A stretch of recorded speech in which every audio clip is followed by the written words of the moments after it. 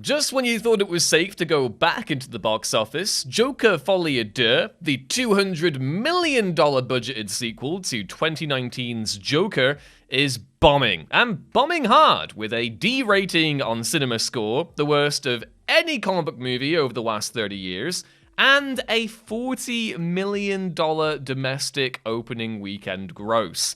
The film is quite literally kicking and thrashing its legs out as it descends the steps into superhero flop ignominy. So, what's the deal? Why has the sequel to a $1 billion movie flopped harder than a Jokerfish on Harley Quinn's plate?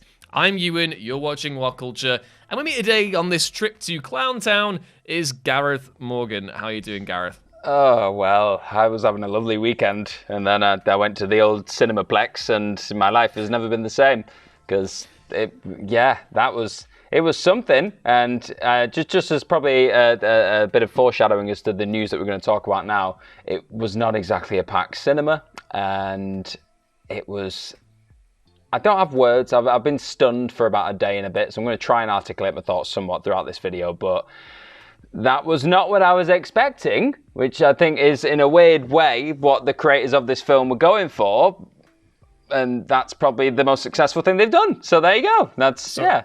Opening Gambit, you went to see it over the weekend. I didn't, because I really disliked the original Joker, and you did not like it. I didn't like it, no. I'm quite open-minded with these sort of things, and I'd seen that it was not getting the best press on like social media coming into it, but I thought, you know what? I might be one of the few that does like it. Let's see. It just felt like a film that was... We had a bit of a chat about this before we came on, but it felt like a film that was just doing things just for the sake of... doing them. I've heard a lot of stories coming into this about, like, I think Joaquin Phoenix just woke up one day and was like, yeah, we should do a musical, and it was like, yeah, cool. And it felt like a kind of cast and crew that were just throwing stuff at a wall and seeing what would stick to a certain degree, but without really thinking about how it influenced the story and how it kind of helped enhance the overall story. The story itself I thought was paper thin. It really was. Like when you take away all the style of the big musical numbers and the slow-mo, and then every other 2 minutes you get like a callback to the music from the first film, like, remember that thing you liked in 2019? You get a lot of that, but when you kind of strip all that away and just go, right, what's the narrative of this thing? It is just... there's not a lot there. There's not a lot of meat on these bones, and I spent most of the time probably laughing unintentionally, but at moments that weren't intended to be laughed at throughout this film with my friend who watched it with me, and we were groaning throughout. It was something.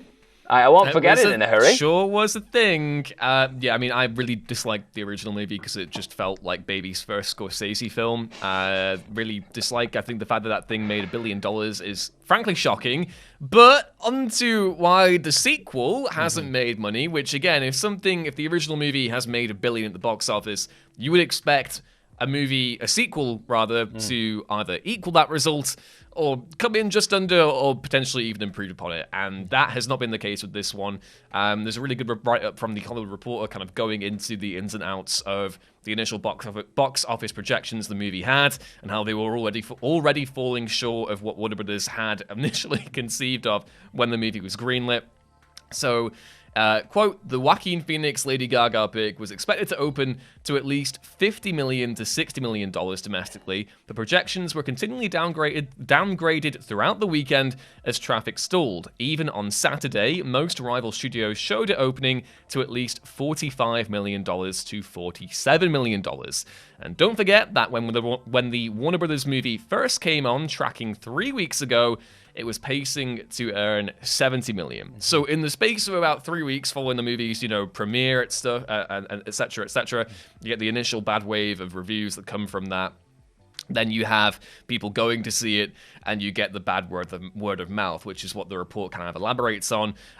Quote, the culprit behind the unfortunate turn of events is terrible word of mouth. Hence, rival studios believe the final domestic number could actually be in the $37 million to $39 million range when final grosses are reported on Monday, which is, of course, today. Warner Brothers insiders say there is no way to sugarcoat the results, and that the studio is both stunned and sorely disappointed.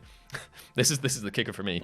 At the same time, they believe that Todd Phillips is a creative genius and worthy of gambling on, which it's a really good window into the state of mind of the executives over at Warner Brothers, because I don't know how you come to that conclusion after after that little directorial run that he's been on. And again, I've not seen Joker Folie à Deux. I'm not going to go see Joker Folie à Deux because I hated the first one, didn't care for it at all. But it really... Yeah, I mean, if they want to burn $200 million again on another Todd Phillips movie, I mean, Phillips himself has said that he's not going to go back to DC after this. But if they want to do that for something else, then sure, Zaslav, be my guest. Yeah, it was an interesting one coming into this, because I feel like as the trailers were dropping back when like they first started to drop and everyone had seen the kind of images of him doing his Joker thing through the window divider, and they were like, cinema. There was, I know like it wasn't for everyone, but there was some little bit of hype there towards this film. They were like, okay, we're back, Joker's back. Like, there were certain like parts of the crowd out there that were thinking that. So I thought, even if it's not going to be necessarily my taste, or the like, Jokers out there. there will be jokers out there who go and just lap this stuff up. I genuinely thought that. I thought, it won't be as successful, because I just don't see that happening. Like, the billion thing for me was an anomaly. It was just mind-blowing. But I thought, it's going to be relatively successful, surely. But no. But no. People have clearly, over the last couple of weeks, seen the rumblings and thought, I don't know about it. I think people like myself went out of morbid curiosity to a certain degree, just like, okay, let's see how bad this is, surely. Like, I'll try and have an open mind, but come on, let's see what it's like. Even that hasn't been able to kind of lure in a decent swell of people, clearly, because this is open to numbers that are around like the Marvels, the Flash numbers, which were huge bombs, but then this has gone one worse, one better, whatever way you want to put it, with the cinema score. So it's underperforming compared to Birds of Prey, which was a good movie that obviously underperformed massively when that released at the start of 2020. So it's not a good sign for old Joker boy here. And you touched on there that there was like some anticipation. Obviously, there would be. The original movie made $1 billion and was. It got decent-ish reviews. I think it holds like around about like a 63% on Rotten Tomatoes or whatever. But the one thing that this kind of fits into a trend here as well are movie musicals that aren't advertising themselves as musicals, and audiences getting burned along the way. I do think, obviously, quite a few of the trailers for Folie à Deux had like, you know, some kind of references to musical motifs or whatever, but, you know, difficult in those to discern just how heavily the music is integrated into the story. Again, I've not seen it, Gareth. I don't know how heavily it features as a musical. It's part courtroom drama, isn't it? So, but it feels incredibly forced, I felt, the musical. I thought some of the musical moments were actually really well executed. Like, I genuinely do. Like, towards the end of the film, there were the odd number I thought, that's actually, I quite admire that. That's quite cool. But in terms of this film in itself having those musical moments, nothing really felt organic. It just felt like, oh yeah, we had this idea. There you go. Doesn't really have much connection to the story, but musical, big song and dance number. And it's like, you admire and respect to a certain degree the craft of that and the hard work that's gone into that, but the fact that it just doesn't mesh up at all really with the story that's being told and the performances, whatever it is, that in itself is probably the indictment on the general craft of the film. Do you know what I mean? It doesn't feel like there's been a lot of thought gone into it. Do you know what I mean?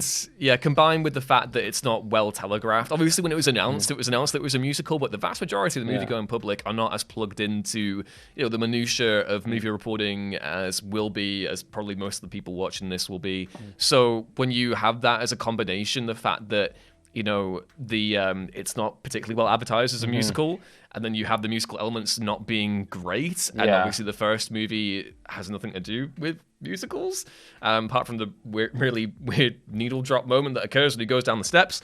Then this is it's not a particularly well made match. And the other thing that I find interesting about this as well is that obviously Lady Gaga has a huge fan base. The fact that Warner Brothers weren't able to mobilize like the Little Monsters as a part of this kind of just goes to show that, you know, there's some interesting kind of I think Joker as a whole just it's not got the draw, and it makes the 2019 movie seem like more of a novelty than anything else. You know, certainly coming off in 2019, we'd had like Avengers Endgame and stuff. You know, that was kind of like the peak of comic book cinema. I just hope that this, again, according to the report, it's not going to be the case. I would have hoped that this movie failing would have, you know, smashed the illusions that these movies are like, I don't know, like I would rather just go see something better. Yeah. That's my thing. And again, I've not seen the movie, so feel free to drag me in the comments if you have seen it and enjoyed it. What I will say before, yeah. because we have gone in quite heavy on this film, what I will say is the performances from the leads I quite enjoyed. I thought they both did the best they could with that material. I thought the characters themselves, like the complexity of them, the complexity of the toxic relationship that is shown on screen, that dynamic I was intrigued by. Just the story it was going down within, I had zero interest in, really, or it didn't really compel or captivate me at all, and that's not great. And the word of mouth has travelled, and now we're seeing the results. So no Joker 3 then? Folie à deux. No. Folie à deux. Folie à deux. That's really good. I have nothing else to say about this, Gareth. I think the fact that, I did expect this film to make a decent amount of money based just purely on the fact that the reputation of the previous film and also Lady Gaga being involved. But the fact that it is, kind of flopped this hard, it's interesting just how down on musicals the general movie-going public seem to be. And again, it's interesting, looking at the overall health of the superhero genre in the cinema right now. The things that are drawing people to go see these films, you've got like the nostalgia bait nature of Deadpool and Wolverine, and people are after something new, but they're not after this either. Like it's not been a good weekend for old WB. No, but I will say I will go to bat for musicals because I'm a musical boy through and through. And no, but in terms of like same. when they're made by talented people. There you go. When they're made by talented people that kind of want to embrace that musical side, really puff the chest out and go, this is a musical. This will make you either feel good or break your heart, whatever it is. Like this is what we are going for, that, not just a little tacked on thing like, I'll make it a bit different. Like when it's fully kind of gone for, musicals are incredible. Like, and I think we have seen over the last couple of years when a film does do that. I know it's been a couple of years now, but like The Greatest Showman is probably a good example of that. I know you can say what you want about the historical accuracy, all that stuff, but the film itself, it got an audience because it knew what it was. It went for that and it blew up. With this, it felt like it was somewhat ashamed of those elements at times, and you could see it in the marketing. It was a bit like, let's just show them kind of sing the odd line and not really show a lot of the numbers. It doesn't spoil anything necessarily. If they had one of those numbers in the middle of one of the trailers, I wouldn't say it necessarily spoils the entire film by any means. So that was not an excuse. It genuinely feels like either the executives weren't confident in the fact they have musical elements, or the creative team just thought, just keep this in our back pocket and see if people actually do like what we did, and they didn't. It's just almost like Joker works better when he's actually a villain of Batman, Yeah. It's almost, maybe, I don't know what crazy person came up with that idea, but maybe they should do that again in the future if they want to do more Joker. Would that put a smile on your face? Is that what you're saying? It would put a smile on my face. It would. That's what we need.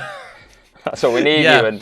Yeah, honestly, I think I'm just going to wash this out of my mouth. I'm just going to rewatch Batman 89 and look at Jack Nicholson dancing in the art gallery to Prince again, because that's a balm on everything, that is. That's a good time. That's the musical Batman that I want, is that, and also Holy Musical Batman by Team Starkid, which is great on YouTube if you've not seen it. That's a great time. That's like a 2012 relic there, and it's great and brilliant. You should watch it. There you go. Spend 2 hours and a quarter watching that instead of following on YouTube for free. Yeah, exactly. Just keep it on loop. But yeah, that just about covers everything on Joker Folie à deux, as Gareth has coined it. If you went to go see it over the weekend and did not have a good time, or had a good time and think we're both wrong, then please let us know down in the comments below. Are you surprised that it has flopped as hard as it has? And what do you think about Warner Brothers investing in more Todd Phillips stock after this movie's disappointment? I'm curious to read your thoughts, so please post them down there. Drop the video a like if you enjoyed it, and subscribe to What Culture with the little kick and a jig as you go down those stairs. But either way, I've been Ewan, this was Gareth, and we will catch you next time. Bye. He's doing Smile too. That's not a Joker reference. Don't confuse it. Bye.